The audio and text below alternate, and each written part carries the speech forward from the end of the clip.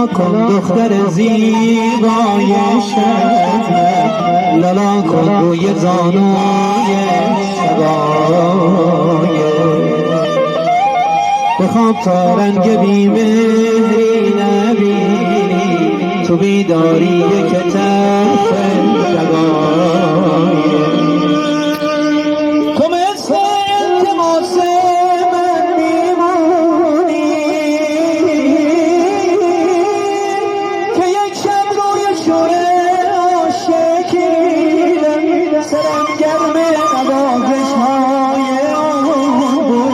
که خوابم برد و کوچش را ندیدم.